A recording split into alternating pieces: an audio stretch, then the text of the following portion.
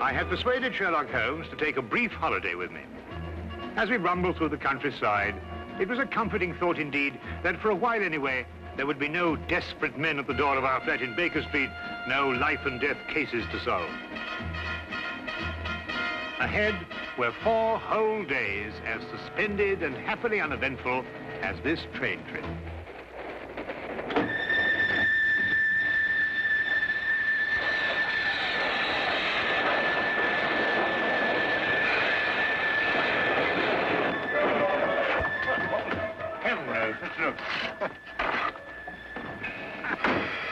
Hear anything? Not a thing. Well, I hope we haven't heard anything. We must be doing 30 miles an hour. Oh, we're doing more than that, I think, Watson. I thought you were asleep, Holmes. Well, not really. I was thinking about that Parkinson axe murder. You know, that unfortunate business in South Africa. And I was wondering... what? You are on holiday. Oh, yes. Yes, of course. Quite right, Watson. Quite right. Mr. Holmes? Yes, I'm Mr. Holmes. I thought I recognized your name on the reserve passenger list. Thought you might be able to help us. We seem to have had a sort of an accident. An accident or an incident? Well, I suppose you could call it an incident. But one of our passengers has disappeared. Disappeared? A boy. He was traveling with this young lady here. Paul is his name. Paul Windmaster. You must find him. I've heard you can do things like that, Mr. Holmes. Will you help me? There. I'm his governess. I should never have taken my eyes off him for a minute. But I looked in on him after he went to bed and was fool enough to imagine that everything was all right. Do you think he might have been kidnapped? Oh, no, I'm sure Paul ran away. How will I ever be able to face his father? I think you'd better sit down, Miss... Kendall. Lydia Kendall. Miss Kendall, and tell us everything from the beginning. I'm sure we can be of help. Sit down. Thank you. Tell me, Miss Kendall, what happened that made the boy run away? Mr. Holmes, have you ever heard of Paul's father, Lance Windmaster? Oh, yes, Ripsaw Windmaster, the Canadian timber king. The papers call him that. As rough and strong a man as the trees he cuts down. Paul, not having a mother since the age of 2, has grown to be like him in many ways. Independent, wild. Believe me, I've had a full-time job. I can imagine. Mr. Windmaster never disciplined him.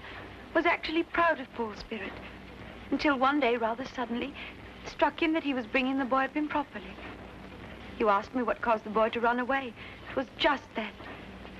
And yesterday, when I went out to fetch Paul, I began to see the first signs of what was about to happen.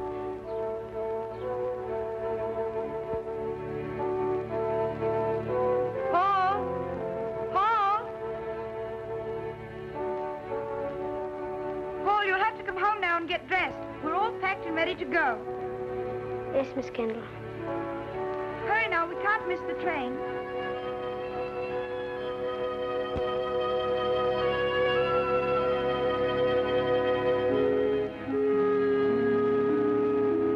Now, when you arrive at the school, you'll take the boy directly to the headmaster. He's received a full letter of instructions from me, and... Oh, there you are, Paul. Your Uncle Cecil's just arrived to say goodbye to you. Here's wishing you success, Paul. Thank you, sir. You'll be taught to be a gentleman. Something which, your mother forgive me, I failed to do. Yes, Father. What have you got there? White mice. White? Now look here, Paul. You certainly don't intend to take them to school with you. Well, I can't leave them here. Nobody would look after them. Now that's foolish. Nobody really cares about white mice here, except me. Well, you can give them back to whoever gave you them. You mean Coco? Who? Coco the clown. I'm afraid I introduced him to Coco the day I took him to the circus. They've become rather good friends. Well, I couldn't give them back. He gave them to me as a gift. Paul, I don't care what you do with them, but you can take them with you, and that's final. All right. Leave them here, then. Good boy. Well, you and Miss Kendall had better be off. Well, what's the matter? I don't want to go to school. What? You didn't go to school? Why should I? Times were different when I was young. You don't know what you're saying. I have my horse and my white mice, and Coco and I are supposed to meet next week. You can't run wild all your life. You'll grow up to be a savage. But Lydia could teach me everything I need to know right here. Miss Kendall isn't a teacher. She's a governess. She knows as much as anyone. Now listen to me, Paul. One day you'll come into possession of everything I own. This estate, my lumber mills, everything. When that day comes, I want you to be equipped to take over. Well, I don't have to go to school for that. And I don't have to wear a tie and jacket either. You'll wear a tie and jacket and you'll like it. And you're starting to school right now. Put me down! I don't want to go to school! I'll run away! Put me down! I'll run away! Well, Miss Kendall, are you coming? Put me down! Put me down! He boarded the train without further protest. The truth is, his attitude seemed to have undergone quite a change. By the time we started out, he behaved almost as if he were looking forward to going to school. But of course, the whole thing was a ruse to put me off my guard. You said before you saw the boy after he went to bed. Now, what time was that? About 8. And what time did you find that he was missing? About an hour later, I heard a thud coming from his compartment and went to investigate. His door was locked from the inside, and I had to get the conductor here to open it for me. How he got out, I don't know, but he was gone. And of course you searched the whole train after that. Oh, every inch of it with the conductor here. I decided to stop the train when we couldn't find him. Oh, conductor, I believe there's a steep gradient just a few miles beyond Darcy. Yes, there is. Now, how slowly would the train be going at that time, do you think? Oh, about 5 miles an hour. Very slowly, sir. Well, in that case, I suggest that we borrow a cart from a farmer in the vicinity of Darcy and go back and search that area. Yes, sir. I'll take care of it immediately, sir. What was the number of the boy's compartment? 37.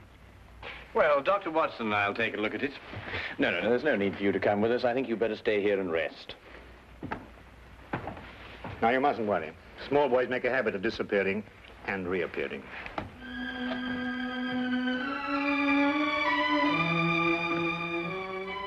Oh, I hope so. I hope so.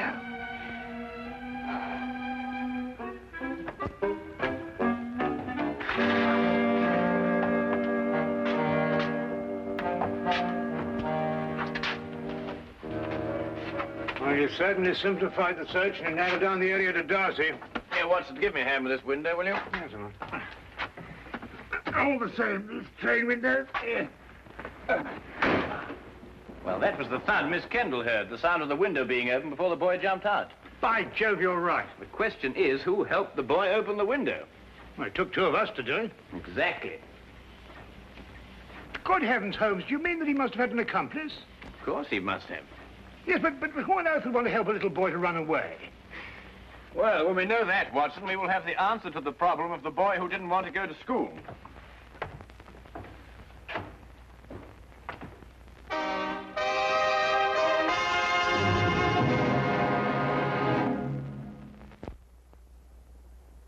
And now we return to the case of the night train riddle.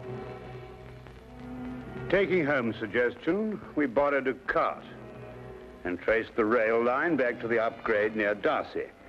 We combed the area several times without uncovering a single clue. All of us were soon discouraged and ready to abandon the search. All of us, that is, except Holmes. We've been over this stretch 3 times already, Holmes.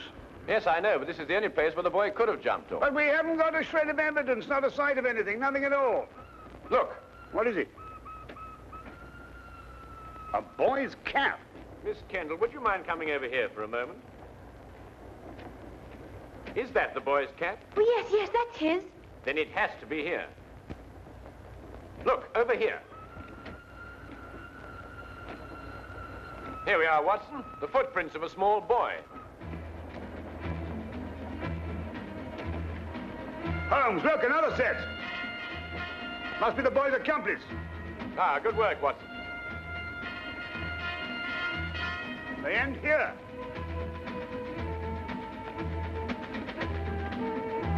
Then it's quite clear what happened. Not to me. Well, they obviously boarded another train, a local, I imagine, traveling in the same direction as we were. We do pull alongside a local here, Mr. Holmes, the up train from Royal Minster. Well, how can they do that? Change trains in midstream, so to speak. Well, obviously, Watson, if both trains were traveling slowly enough. They do. It's possible, entirely possible, Mr. Holmes. Conductor, I think you'd better telegraph ahead and have them stop that train. Yes, sir. Do you think they'll find him, Mr. Holmes? Well, we are near enough to the truth, Miss Kendall, not to have to speculate anymore. We will soon know. We began a hasty return to the night express, aboard which we hoped to catch the local. Holmes insisted that time was of the utmost importance.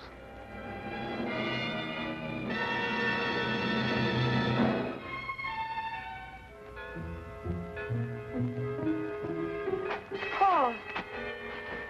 Pardon? I'm sorry. I thought to another boy. Perhaps the next compartment. Well, this is the last one, miss. You held out so much hope, Mr. Holmes. How many stops did the train make before Darcy? 3, same as usual. Did you notice a boy get out of one of them?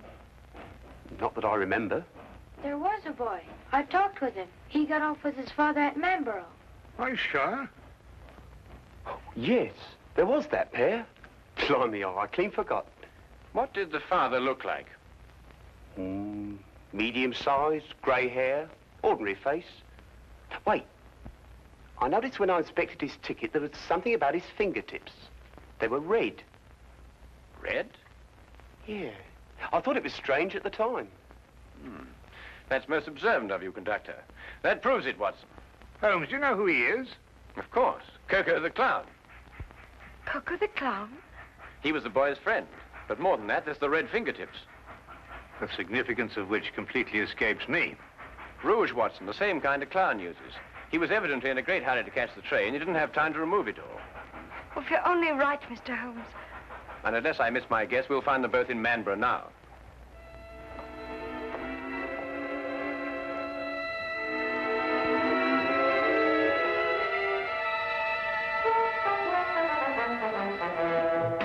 Watson, Miss Kennedy is sending a wire to the headmaster of the school, telling him they've been delayed. As soon as she's finished, we can be off. What's the matter with you? You don't look like someone who wants to be taken to the circus. Holmes, do you realize it has taken me the last solid 3 weeks of pleading and cajoling to persuade you to take this trip? And now look where we end up, in Manborough. And don't you underestimate it. We can have a very exciting holiday here. Oh, holiday? We might as well have pitched a tent in Lestrade's office. I know, but we couldn't very well refuse to help them. No, we couldn't have refused to help them. But when we eventually find whoever it is who's at the bottom of this thing, please remember one thing. He's my pigeon. Don't upset yourself, Watson. As soon as we can find the boy, we can continue on our journey. Oh, I'm glad you still considered that. Well, shall we be getting along? Oh, by the way, Watson, I didn't mention it to Miss Kennedy, but I believe there's some possibility the boy may be in danger. So I don't think we ought to lose too much time. Not a very convenient place to leave luggage. Holmes! You gotta wait a minute. We've left all our bags in the train. There's no time to worry about that now, Watson. Come along. But look, Holmes, we've got everything in them for our 4 days. All right, I'll find Miss Kendall and get a carriage, and we'll meet you in the street. Now, hurry up. Right.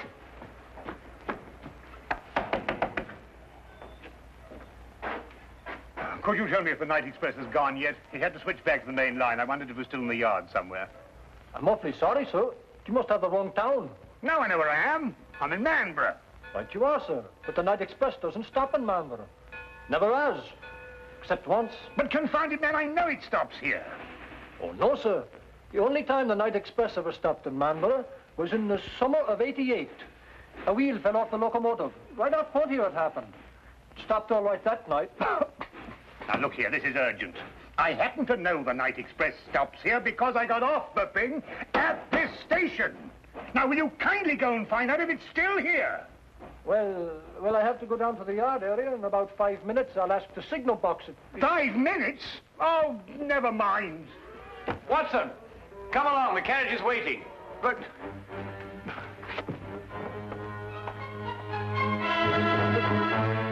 the luggage.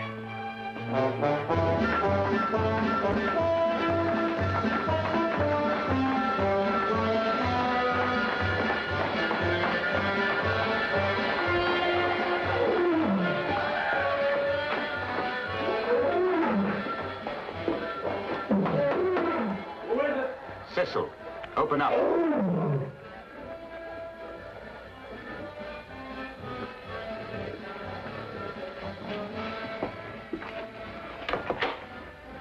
Did it work? We jumped off, switched trains.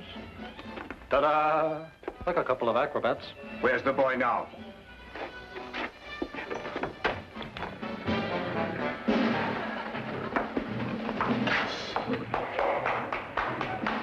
Exactly where I want him.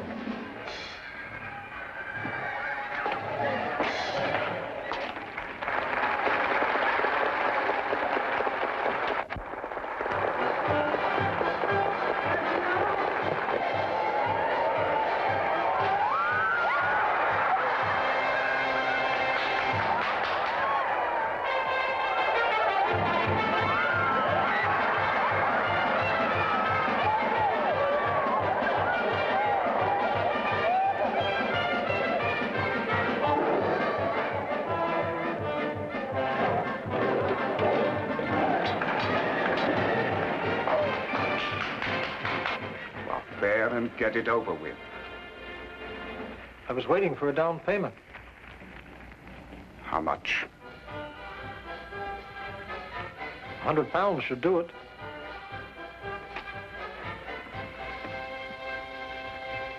That's cheap enough to show you good faith.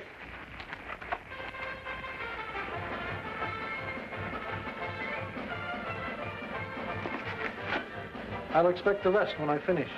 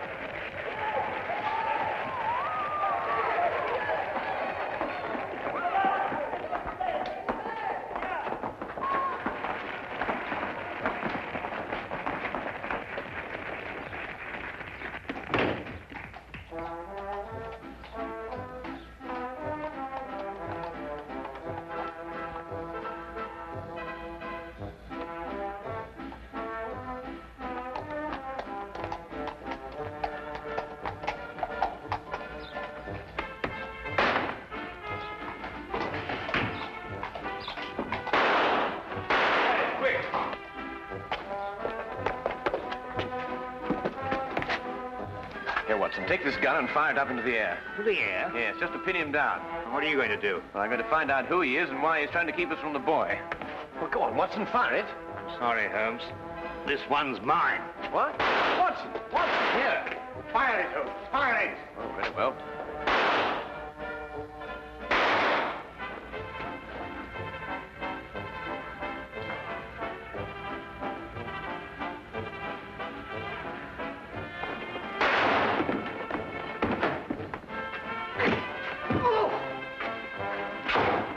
Come along, Miss Kendall. Watson, you're a fool to have taken such a risk. No, with you covering me, I couldn't miss. Get up.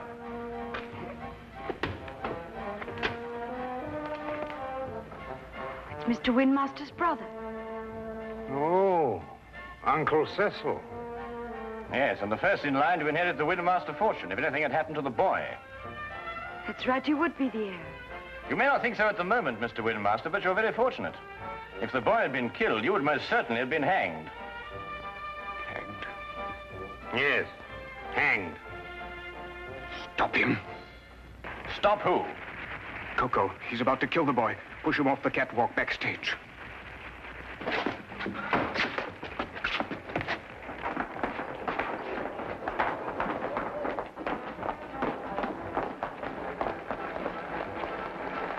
Up there.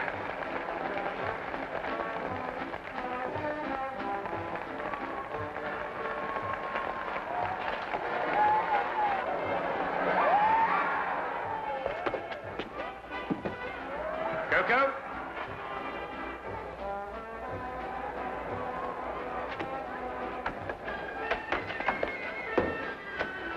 Don't come any closer. I'm coming down.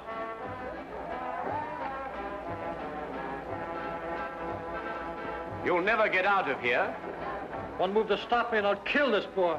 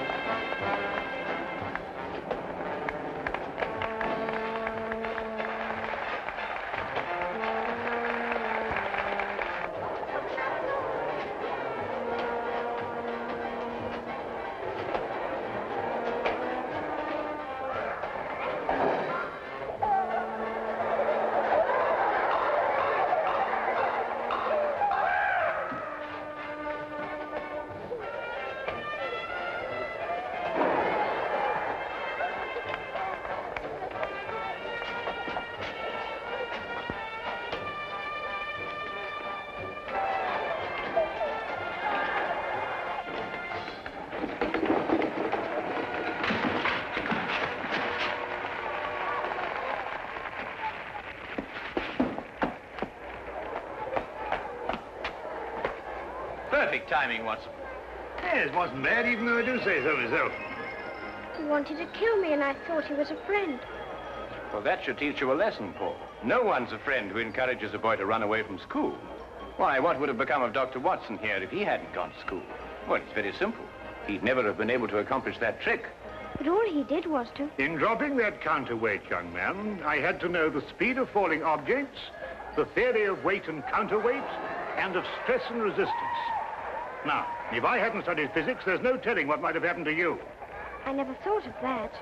No, of course not. Well, just you think of it from now on.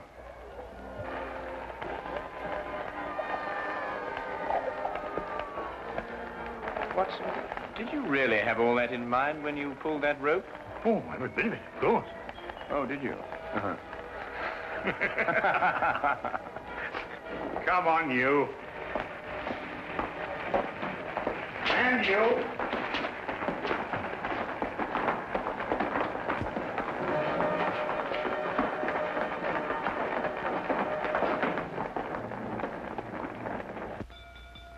If you're looking for the time of the next London train, it will be along in 10 minutes. Huh? Oh, no. I was just wondering where our bags would be by this time. This train seems to be somewhat off schedule. I'd estimate that our clean shirts are about 30 miles north of Edinburgh at this moment. Oh, confound it, Holmes. Why dwell on that? Oh, don't take it so hard, old chap. We'll give it another try one of these days. Well, sir, it certainly was a shock to me. Oh, it's you again. You were right, sir. The express did stop in Manborough tonight. Can't understand it. The first time since the summer of '88. Fact is, it was running wild through here tonight, they tell me. Came roaring through on the local line first, and back through here to switch over to the main line again. Can't for the life of me figure what they were up to. Left a couple of bags on our platform. No hint of a reason, just found them there. A couple of bags, did you say? Why, yes, sir. A suitcase-like. Don't know anything about them. One marked JW and the other SH. Suppose we'll have to keep them in the office for the 30 days required. My dear sir, if you'll just lead me to your office, I think I can relieve you of those suitcases within 30 seconds. My name is John Watson. Mine will be the one marked J.W. Oh, you mean, I say, and this here gentleman is, S.H.? Yes. This is my friend, Samuel Higgins. Ah, well, in that case, sir, if you'll come along to the office and identify the contents, I'd be glad to get them off my hands.